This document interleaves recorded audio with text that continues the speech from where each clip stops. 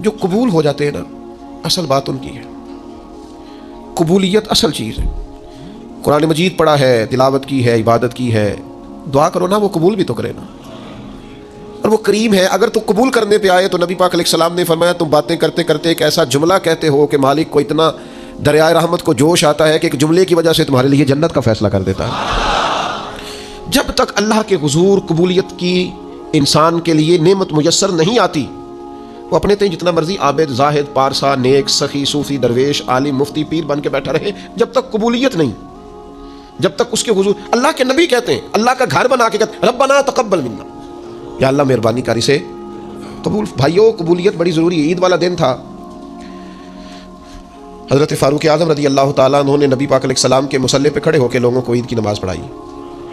اور پھر اللہ کے محبوب کی امت کے مابین خوشیوں بھری، محبتوں بھری انہوں نے ملاقاتیں بھی کی، لیکن گھر جب گئے تو اچانک آنکھوں میں آنسو آ گئے، اور وہ آئے تو وہ تیز ہو گئے آنسو، تو گھر والی کہنے لگی آپ کا ہر جگہ یہی حال ہے، آج عید کا دن ہے مسرت کا اور آج بھی آپ رونے لگے۔ آپ فرمانے لگے تو ٹھیک کہتی ہے،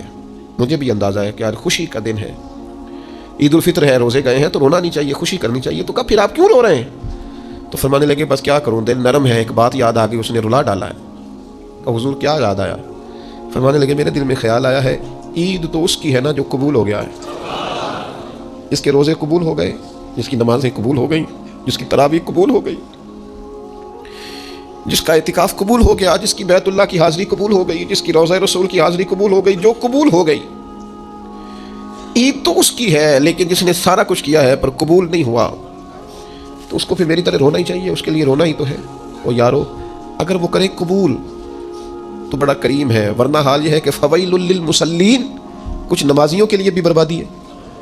کچھ قاریوں کے لیے بھی بربادی ہے، کچھ ایسے صاحبان علم بھی ہوں گے جو صبح قیامت معاذ اللہ ثم معاذ اللہ، حضرت ابو ہریرہ فرماتے ہیں سب سے پہلا حساب ہی قاری کا، سخی کا اور شہید کا ہوگا، اور ان کی اپنی تصنع، ریاکاری اور دکھلاوے کی نیتوں کی بنیاد پر ان کے اعمال دھتکار دیے جائیں۔ دعا کرو اس کے حضور قبولیت ہو جائے، اگر تو وہ کر لے قبول ہو جائے مہربانی، تو حضرت صدیق اکبر جا کے حضرت بلال حبشی کو خریدنے کے لیے کھڑے، کہتے ہیں میرا گورے رنگ والا غلام رکھ لے،